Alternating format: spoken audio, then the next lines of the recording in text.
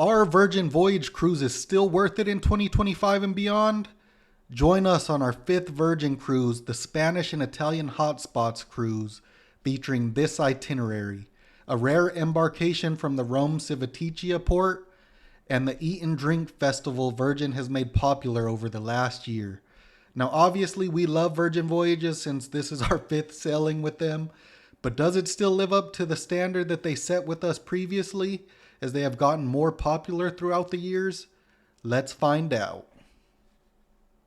Now first things first, guys, getting to this port from Rome is a nightmare.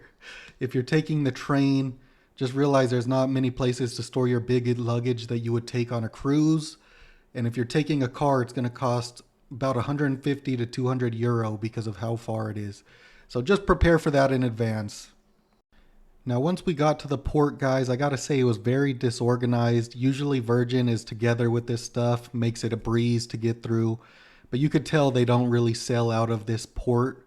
And I believe this might have been the first time they sailed out of this port because of how disorganized it was. So that's just something to keep in mind.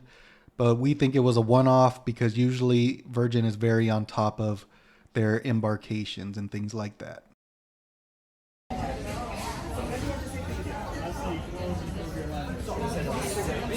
Cheers. Bow.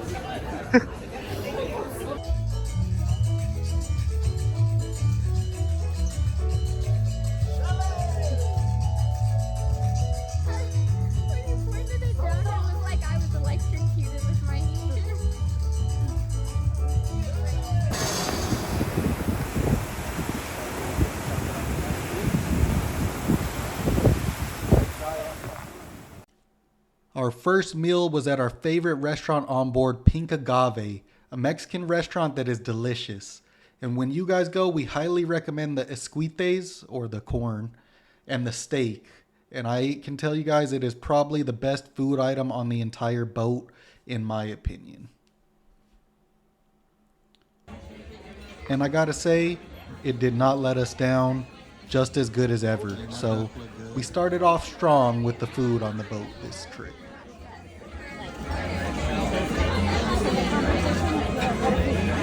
Mm-hmm. What's that? Go. Oh, it's not as good. Now it was time to get ready for the PJ party, which they have on every Virgin ship, and it's usually always the first night. And it's always a blast. So let's go.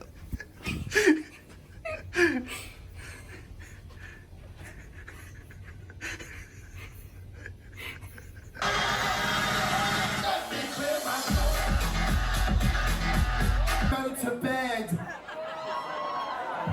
Well, do you know what? I'm here to keep you up all night. We're going to do a PJ party the Virgin Voyages way, and that means you're staying awake all night with me, Vinegar Strokes the Diva. And make some noise for the good.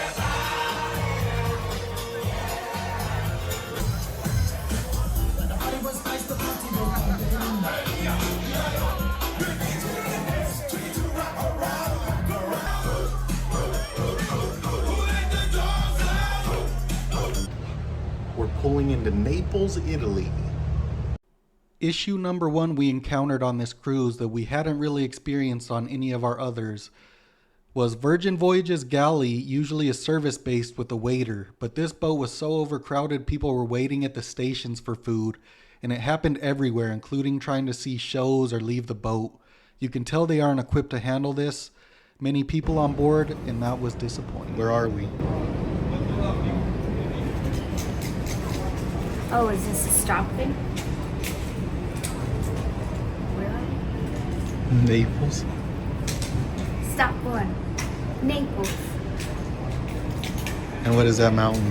Mount Vesuvius.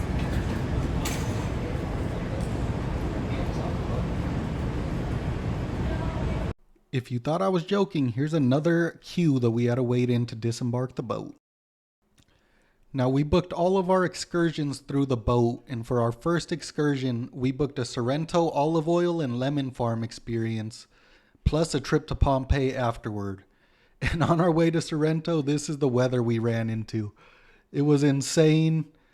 We did not think we were going to end up making it to Sorrento.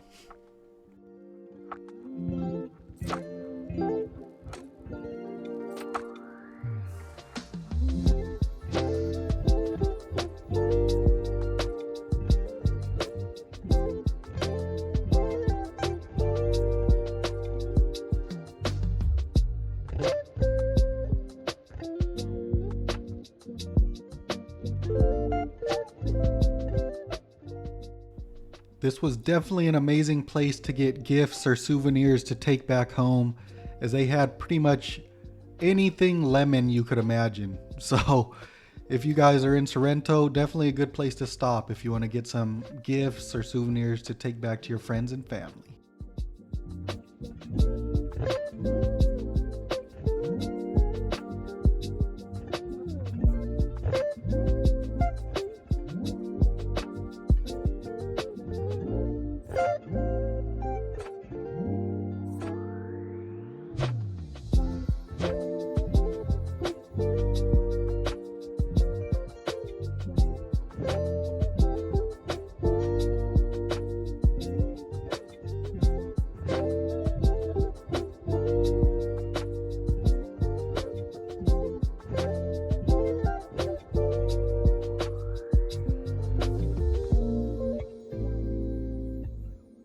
Curd before it slides and then into small pieces.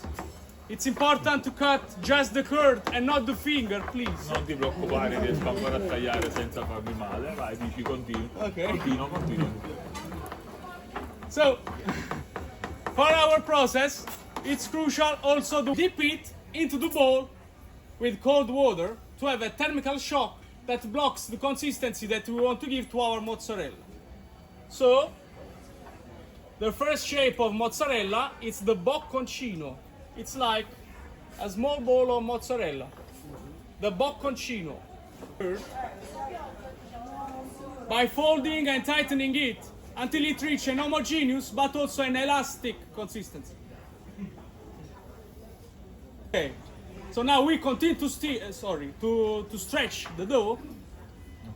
And it was finally time to taste test the mozzarella, olive oil, and some meats and cheeses. So that was a great experience. We then had an hour to an hour and a half of free time in Sorrento. So we decided to stop and grab a meal at Fano Bar, which was one of the higher rated restaurants in the area. And as you guys can see, the food was delicious. Get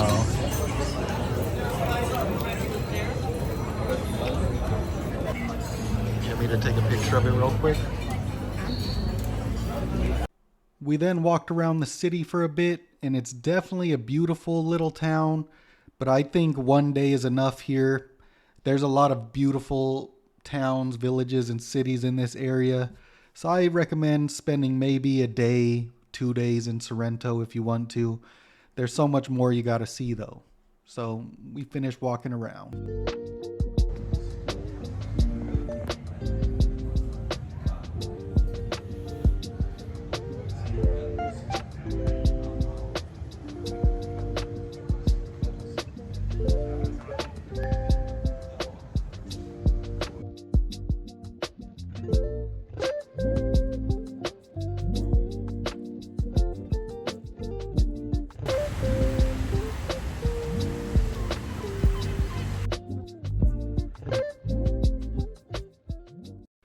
Now it was time to leave Sorrento and make our journey over to Pompeii. Surprisingly, it only took us about 45 minutes to an hour. It wasn't that far away. And honestly, guys, I had no idea what to expect with Pompeii. I thought it was just going to be, a little tiny area of ruins, broken down buildings, but stay tuned because it was insane. That's the pig. Pompeii famously was the city that was buried under 13 to 20 feet of volcanic ash and pumice in the eruption of Mount Vesuvius in 79 AD. The city was largely preserved under the ash. Pompeii offers a unique snapshot of Roman life frozen at the moment it was buried, as well as insight into ancient urban planning.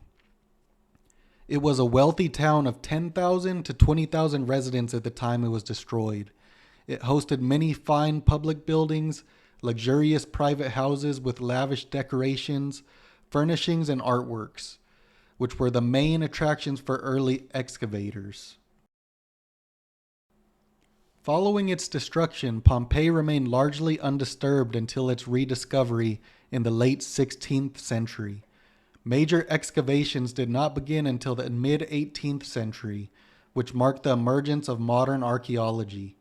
Initial efforts to unearth the city were haphazard or marred with looting, resulting in many items or sites being damaged or destroyed.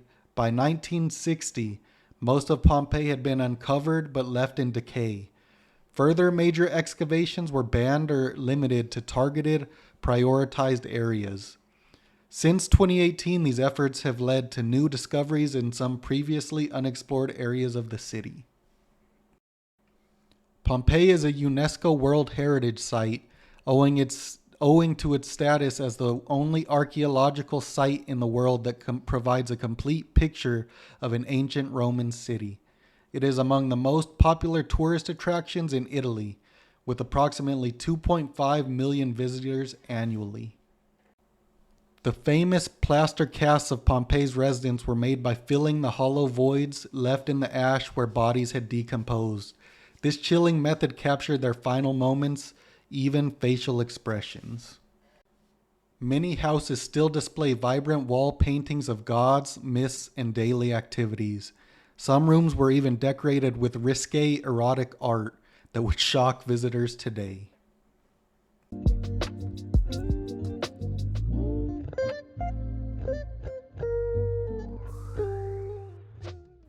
Archaeologists have found bakeries with bread still in the ovens, taverns with wine jars intact, and even graffiti on walls, some of which are political slogans or jokes written by locals. And as you can see here, a sign to go to the brothel. Now you may be wondering, but yes, Mount Vesuvius is still active. The volcano that destroyed Pompeii is still alive. Its last eruption was in 1944 during World War II, and scientists keep a close eye on it today.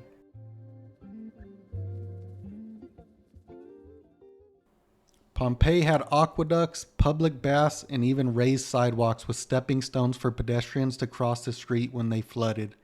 It was far more modern than many expect, and really a revolution once rediscovered.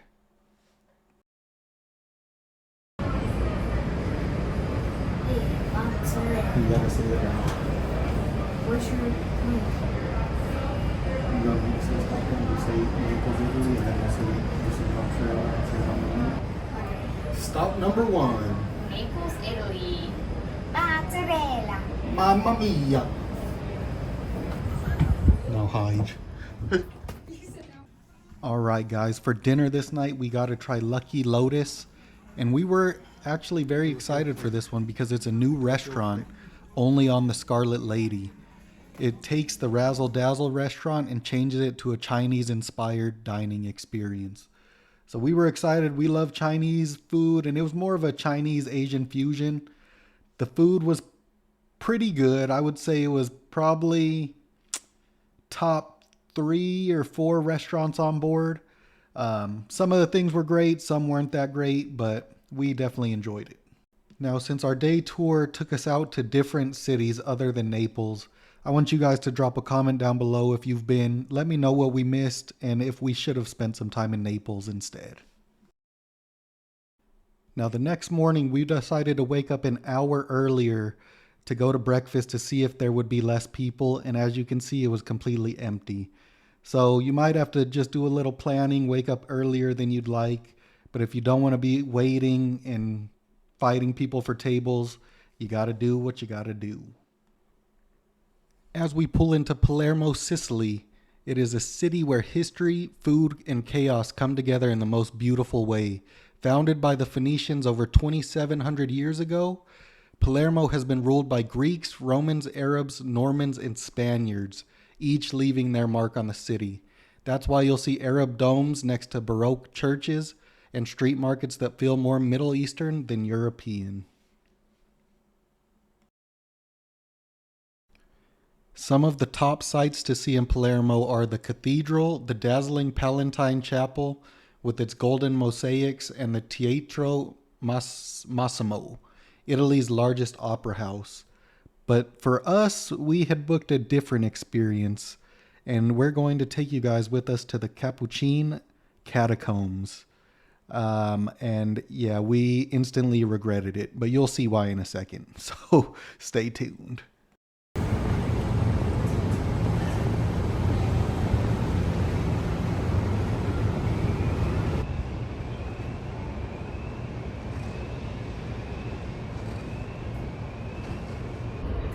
Stop number 2, Palermo, Sicily.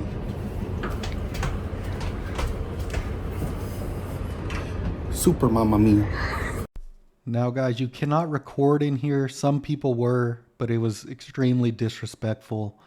And you'll see why in a second. I added some pictures I got off Google just to give you, a little look at what we were going through and saw. But it was pretty terrifying. I'll give you guys a quick summary of what these catacombs are. The Capuchin catacombs of Palermo are one of the most haunting sights in the world. Beneath a quiet monastery, nearly 8,000 mummified bodies line the walls. Monks, nobles, priests, children, even entire families, preserved from the 16th to the early 20th century. What makes it unforgettable is how personal it feels. Many of the bodies are dressed in their finest clothes, some still with hair and facial expressions. The most famous is Rosala Lombardo, a 2-year-old girl, so perfectly preserved she's called the Sleeping Beauty of Palermo. And guys, I gotta say, it was not a good time. It was very creepy. And it felt weird seeing them display the bodies in that way. Kind of like, I don't know, just something. If you're into, dark history, definitely go see it. But if you're not, definitely you should skip it. After visiting the bone-chilling catacombs, we got to walk around the city for a little bit, take in some of the beautiful chapels and churches that the city had to offer. And overall, it was a very beautiful city just to go walk around and see the different sights. So if you're in Palermo, definitely just walk around the city. Skip the catacombs.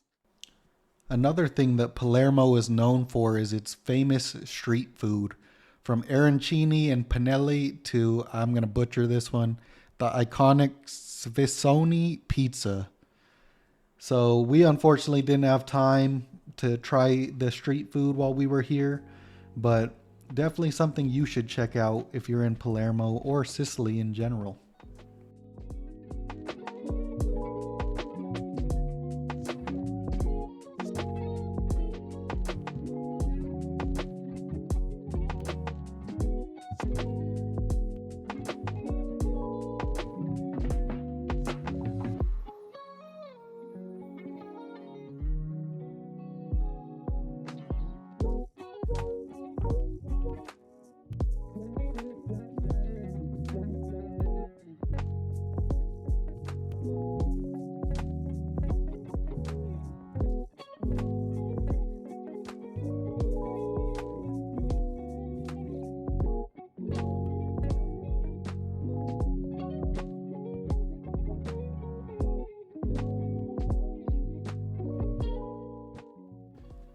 It was time for us to head back to the boat. And so when we did that, we decided to go up to our room and relax for a little bit. And that, guys, is going to lead me to tip number 2. So tip number 2 is enjoy the hammock if you have a balcony room. Enjoy the hammock, because it's one of the best parts of a Virgin Voyages cruise. You get to just sit out there. The hammock is so comfortable. You can relax, take a nap, take in the sounds of the water if you guys are cruising. It's just one of the most relaxing places you can be on the Virgin cruise. So definitely take full advantage of that if you can. Another awesome thing about Virgin Voyages cruises is they have an ice cream shop, and they're pretty much serving ice cream all the time. And Rose and I are little demons, so we went and got ourselves a little sweet treat, because why not? I don't like it. You don't like it? What?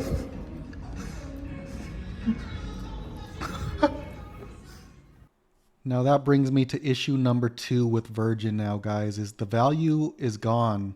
They used to have crazy good deals. They were pretty much giving away drink packages and everything was free. But now, as you can see here, they have these private VIP cabanas overlooking the pool that you have to pay for.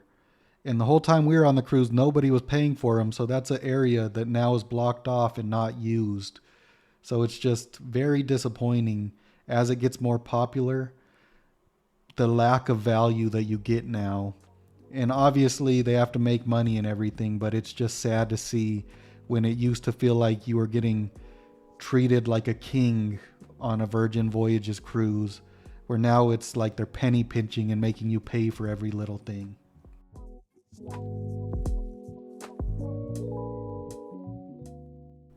As you guys can see, we got lucky to see the Brilliant Lady, Virgin's newest boat, docked in Palermo as it waits to make its way over to the States, because that's where it's going to be cruising from next year. Now, a new thing on the Virgin ships is the Y2K party, and this was awesome. Definitely a must if you're on the boat.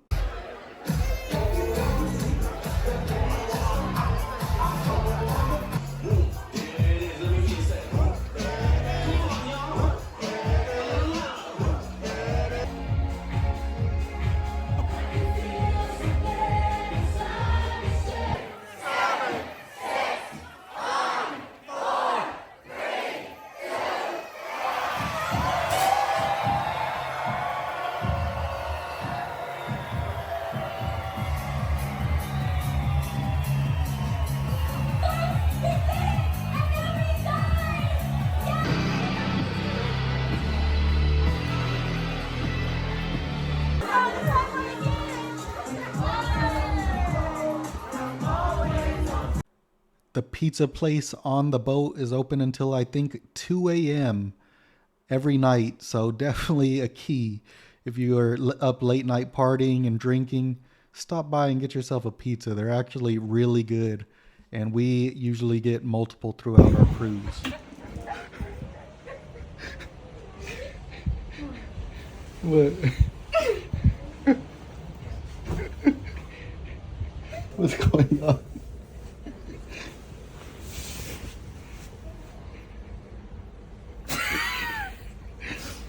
Don't zoom in. I think I have chocolate all over my face.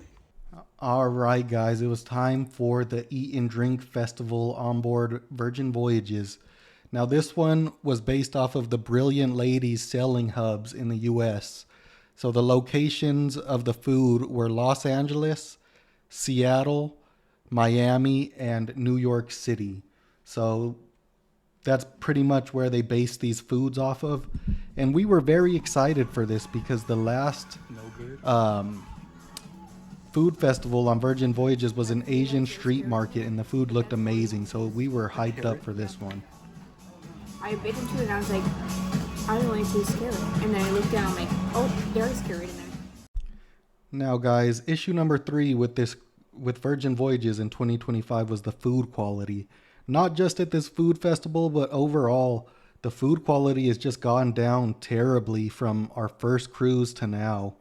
I don't know what it is, but the food just isn't as good. The quality isn't as high as it used to be on these Virgin Voyages cruises. Now, with this food festival, we did enjoy some of the food and some of it we didn't enjoy. You'll see us give our reviews here. Yeah.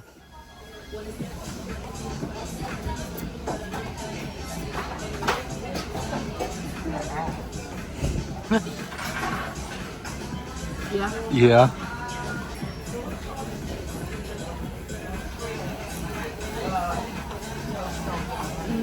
Good. Tastes like a tamale. I assume they're pretty similar.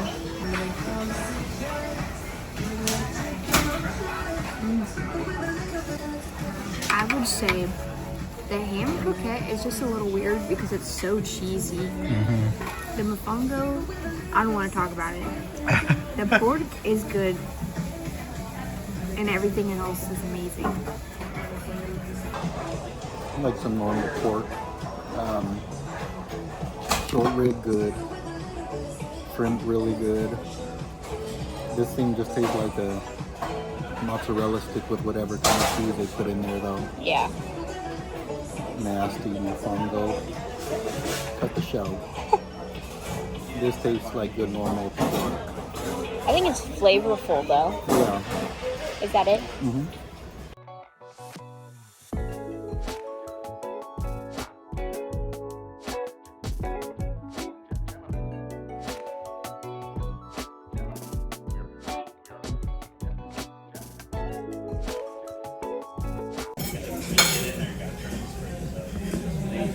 Wasn't as bad as I thought it was going to be.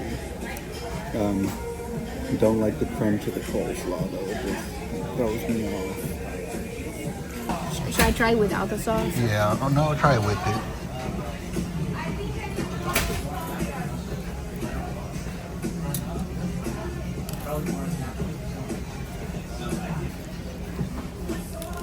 Sauerkraut? What is it? Is it sauerkraut? Oh, I don't know. Good luck.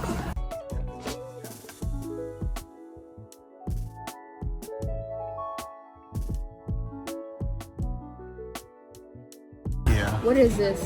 Cheese. Yeah. It's just cute.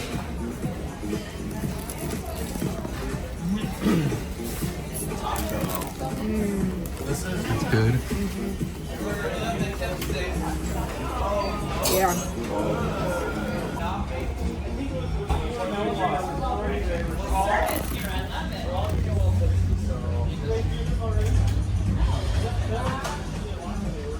That's good.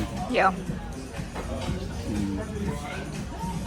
Just try the cheese.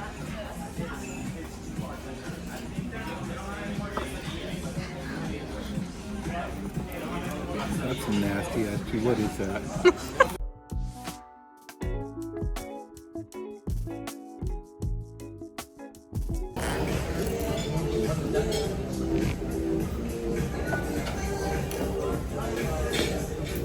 If I projectile vomit,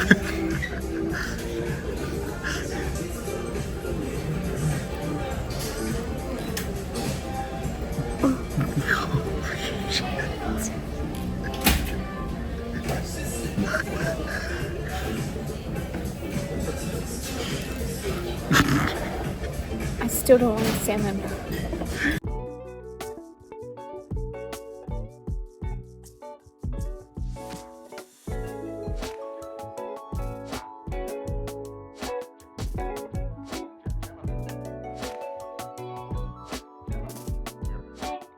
That's insane.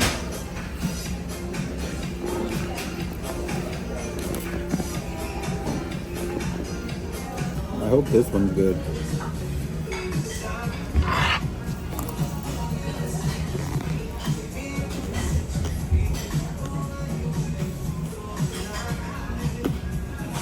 Good? It's nice. This is not cooked.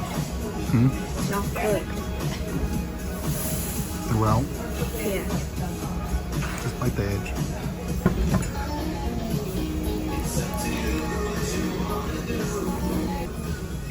Atlanta's food fest sucks dick. Huh? Sucks dick. The what? Food fest. Yeah. Overall, guys, the food festival was a huge letdown. Luckily, we found out afterwards that there was a food festival on this boat, and we didn't book it for that reason. Because if someone did book it for that reason, they would have been highly disappointed, in my opinion. Now, our next stop was in Marina de Carrara, and this place is known for the Carrara marble, which has been shipped out of this place since Roman times. And this is actually the marble that was used by Michelangelo for all of his sculptures. But with that being said, we actually decided to go to Florence while we were at this stop. And guys, we were glad that we went. You'll see why. Now, we had just booked free time in Florence, so they pretty much just drove us here from the boat and dropped us off, gave us, I think it was 4 or 5, maybe 6 hours. Said, all right, meet back here when the time's up. So we decided to book the Accademia Gallery in Florence, which is home to David. Now, the Academy Gallery is one of Florence's most visited museums, best known as the home of Michelangelo's David, a 17-foot marble masterpiece and one of the most iconic sculptures in the world. Beyond David, the gallery showcases Michelangelo's unfinished prisoners, which seem to emerge dramatically from raw stone, giving a glimpse into the artist's creative process. The museum also features Renaissance paintings, medieval religious art, and even a collection of historic musical instruments. Though smaller than the other famous museum, the Uffizi, the Academy packs a huge cultural punch, making it a must-stop on any trip to Florence. And let me tell you, Rose and I were blown away by this gallery. Like we've said many times in our videos, we're not huge art people, but we do love sculptures, and these were just awe-inspiring. Michelangelo did some crazy work. The whole city of Florence is pretty much like an open-air museum, and we are so glad that we made the trip over to the Academy Gallery because this place was awesome. If you're in Florence, we highly recommend you stop by, and make sure you book tickets beforehand because you will have trouble trying to get them on site.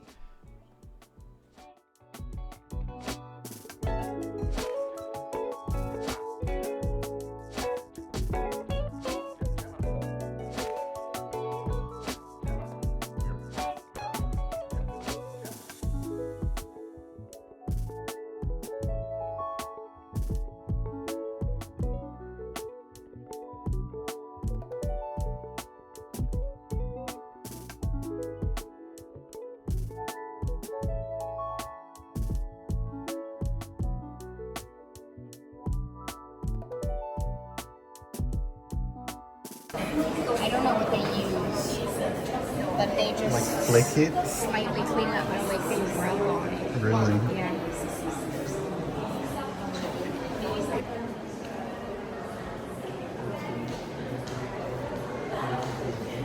These are right.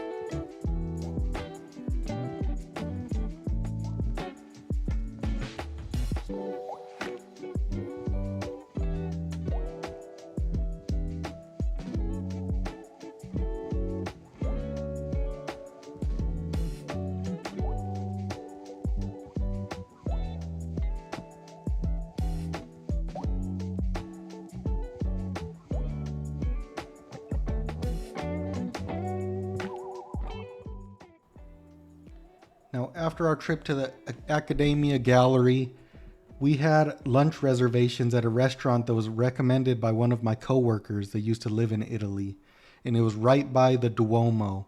So you guys are going to see the restaurant right here, Lo Scuro Ristorante Pizzeria. And my coworker recommended that I try the lasagna. She said it's the best in the world. So we'll see.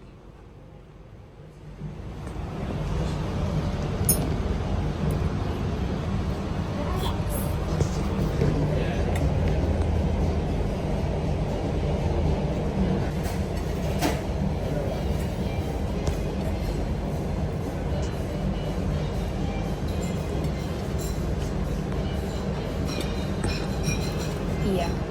Yeah. You'd hate it. Oh, would I? Yeah. But try it anyways.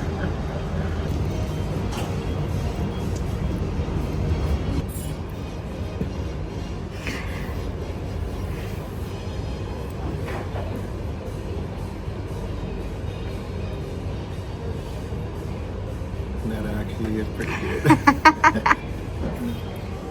You wouldn't like it though, so you can try it. Thanks. Honestly, guys, that lasagna was fantastic. Definitely the best lasagna I've ever had in my life. But Rose's dish, the truffle pasta, was probably a top 3 dish I've had in my lifetime. So that place was amazing. If you are in Florence, highly recommend you make a reservation and stop by there. Now, to save time, we decided to skip touring the inside of the Duomo. So you guys that have been inside there, let me know if we should have or if we didn't miss anything, because we will feel bad if we should have gone inside and toured the inside of the Duomo.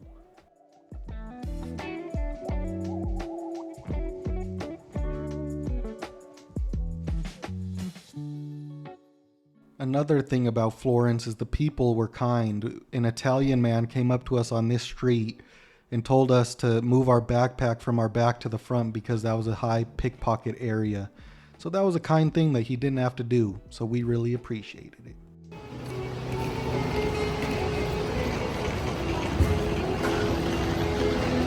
Look at it.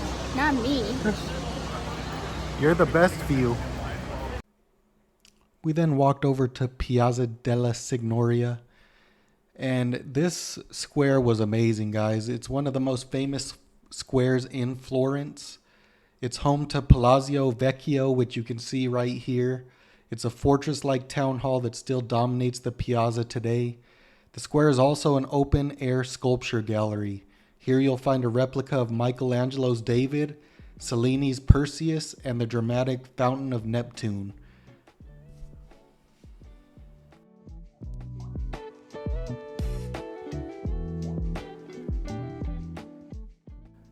Now, there is a museum in Palazzo Vecchio, and we wanted to go in and check it out.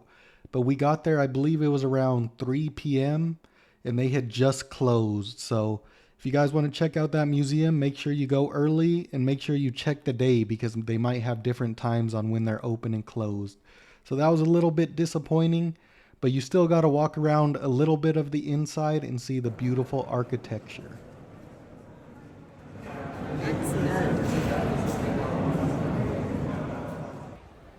On the front right side of Palazzo Vecchio is a faint graffiti carving of a face called L'Importuno de Michelangelo.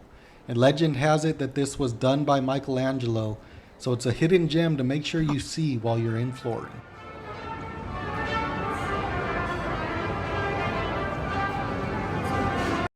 Next, we stop by the Ponte Vecchio. The Ponte Vecchio is Florence's oldest and most iconic bridge. First built in the 14th century over the Arno River. Unlike most bridges, it's lined with shops built right into it.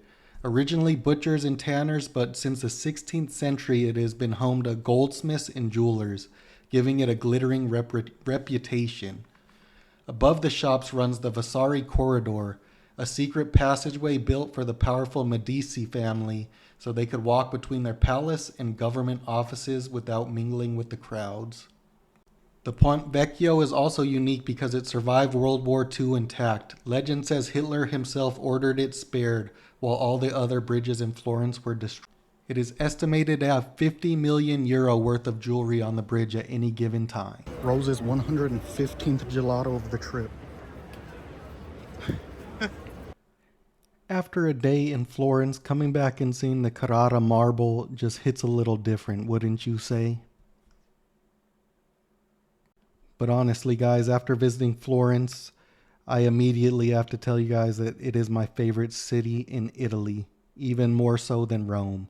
So just take that for what it is. Now, one benefit of being on so many Virgin Voyages cruises, guys, is we have the highest tier of loyalty, which is the deep blue incentives or whatever. So we get free laundry done, something to keep in mind. Stop number 3. Marina de Carrara.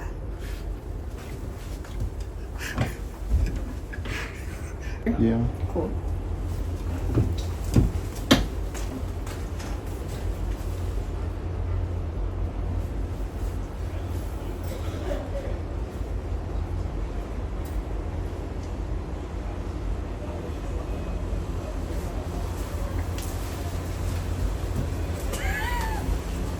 get my glasses off.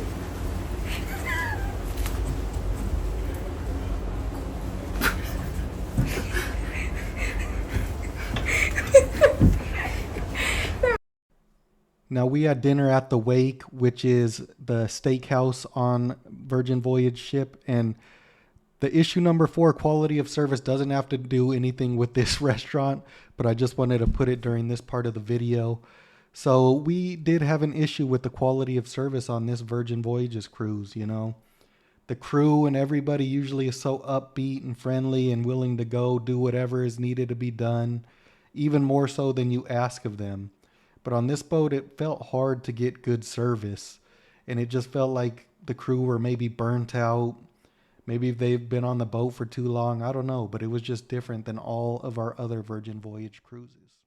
Now, guys, Scarlet Night is one of the best nights on a Virgin Voyages cruise, but as you can see, those VIP cabanas blocked off. Nobody really there. And there was so many people standing out here that we were so far back, it was hard to see. So that was very disappointing, like I said. Just so overcrowded, and the value, they've just been taking it away and taking it away. And we had a long day, so we went out and watched a little bit of the show.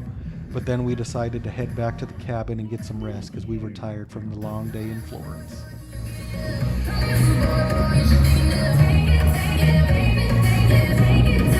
For brunch the next morning, we went over to Razzle Dazzle, got the chicken sandwich and the amazing candied bacon. And then it was time for us to get off the boat in Ajaccio, Corsica, an island of France. Ajaccio or Ajaccio, however you say it, is the sun-soaked capital of Corsica, perched on the island's west coast, known for its golden beaches, turquoise waters, and dramatic cliffs. It's a perfect mix of relaxation and history. It's most famously known for that guy that you saw there. It's the birthplace of Napoleon Bonaparte. You can visit his birthplace museum, which we're going to do a little later, and stroll through squares and streets named after him. The city also offers a delicious taste of Corsican cuisine, from fresh seafood to local cheeses, charcuterie, and wines. This was the only place that we did not book an excursion, so we decided to just walk around the town, see what it was like. And you see I got beached there. I was a beached whale. But we decided just walk around, take in the city, and then we would go visit the Napoleon Bonaparte Birthplace Museum. But overall, it was a pretty beautiful city. You know, you had your beautiful architecture like you always have in Europe, beautiful churches. And I believe this church here that we went into, the last pope actually visited this church in person. So that was pretty cool to see.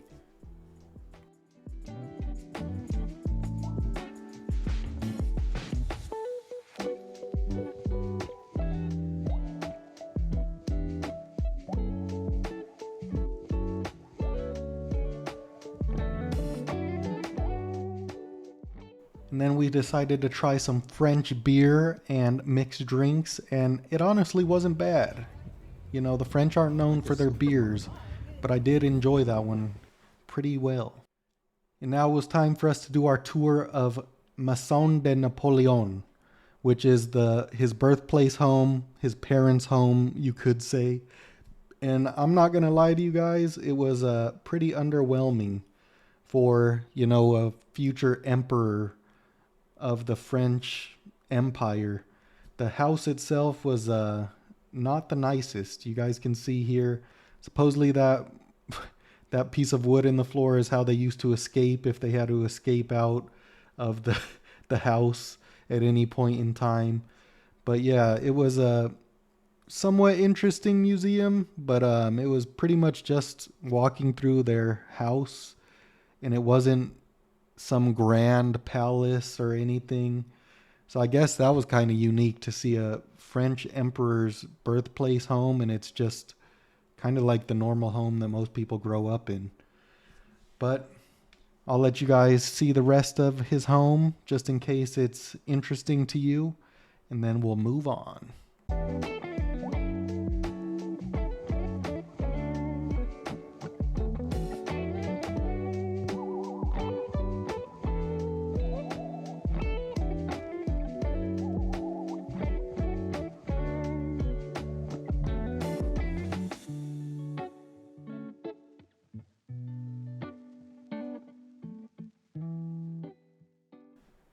So overall, in my opinion, guys, not the best cruise stop, not much to do. I mean, if you want to relax on the beach, sure, I guess it could be decent, but definitely a cruise port that I could have skipped and I didn't have to see. Just my opinion. Now, when we got back on the boat, I had to get a sweet little treat. If it's included, might as well get one. And then we had a champagne toast. This was for all of the highest loyalty members. Like I had said, we've been on so many cruises that we get invited to these things on board. And it was nice, free champagne, free drinks, step on board. So that's a nice little touch that you get. And for dinner, guys, we went straight back to Pink Agave, the Mexican restaurant, because it's our favorite. And there's a couple of restaurants on board that we can skip because we've been to them before, like the Test Kitchen. Not our favorite. Another cool area of the boat is they have a full area of board games and the Rock'em Sock'ems and tons of different types of games you can play. And so I think that's pretty cool to have on the boat, just so, if you just want to chill and pass the time, you can play a board game with people and not be on your phone doing things like that. So definitely a nice touch.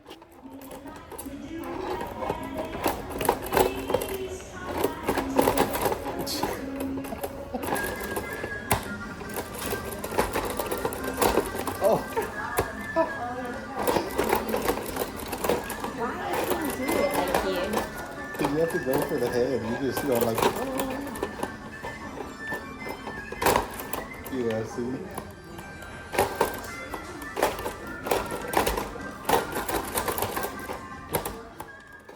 And then for the gaming nerds, they also have a small arcade. It doesn't have everything, but it has enough, and it's definitely a good time to stop by and waste an hour or two.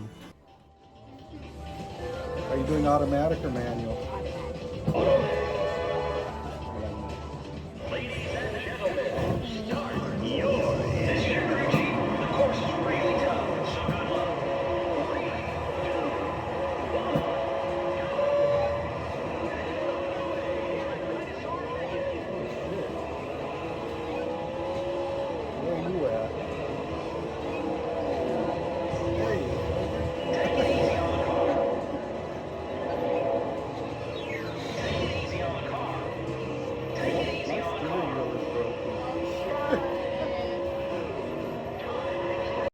Now the dock is one of the best areas of the boat to just relax and have a drink. It's on the back of the boat. It's beautiful. They have small bites, good drinks. Definitely a place to check out if you just want to chill out and relax for a little bit.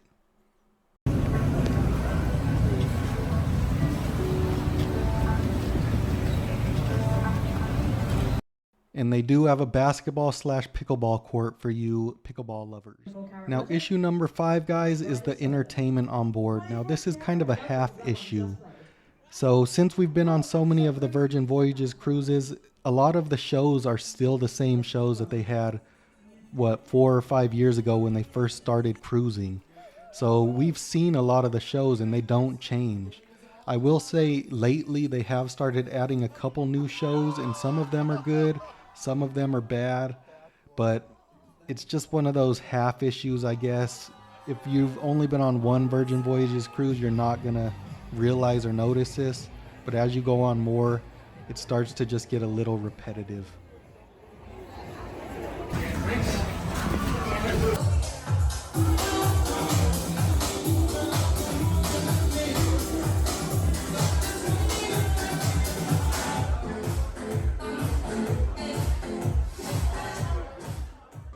Alright, and here we're going to do a walkthrough of the casino on board for you gamblers, you degenerates that like to blow your money gambling. I'm just kidding, but they do have a really decent sized casino. So if you are a gambler, you won't be missing out on your Virgin Voyages cruise, as they definitely have a lot of table games, slot machines, pretty much whatever you could ask for. Just no sports betting, which is kind of unfortunate. Our last meal was at Extra Virgin. We thought about skipping this one because it's an Italian restaurant, and we've been in Italy eating amazing Italian food for almost a week and a half now. But we decided to go. It hasn't been our favorite restaurant in the past, but it was decent this time. I forgot to take videos, but there was a couple pictures of my meal. It was decent. Can't complain. Now I wanted to show you guys what it looks like in the middle of the night during a storm in the Mediterranean Sea. So take a look.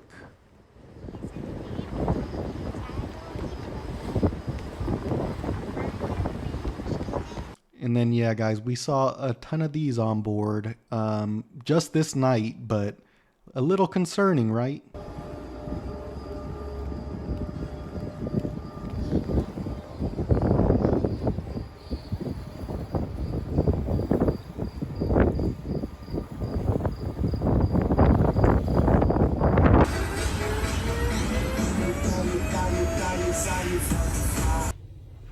Alright guys, I'm going to show you guys our room. We have the sea terrace, but we got an accessible one this time for some reason. So the layout is pretty much the same, but the bathroom is way bigger. And I'll show you the differences. Front door. And here's the entranceway. You have the bathroom right here on the right. I'll show you that in a second. Here's the hanger area. As you can see, 2 hanger areas. One's lower for people with accessibility issues because that's this room, of course. Here's your storage areas. These are drawers. Your life jackets, towels, beach towels. Here, don't mind this. We're packing up, getting ready to leave, so it's a mess. But your seating area, your table, area for the wife to do the makeup, the water that they give you every day in the room, your TV, and then your balcony is a lot bigger than the normal balcony. But you see you have the ramp, which you don't have in the normal.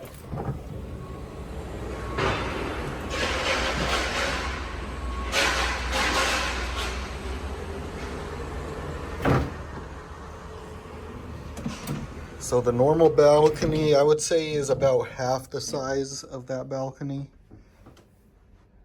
Don't mind my machine. Bed is pretty much the same size, but you do have more room in this area. So you have the seat there. And then here's the bathroom. So the normal bathroom is probably about where this wall is. Probably this side of the wall to the other side straight across. But as you can see, look at how big this bathroom is. If you look up videos of the normal sea terrace rooms, they're definitely not this big. So you have the toilet there, big sink area, and then you have the shower, walk-in shower with the rainfall shower. So huge room compared to even just the normal sea.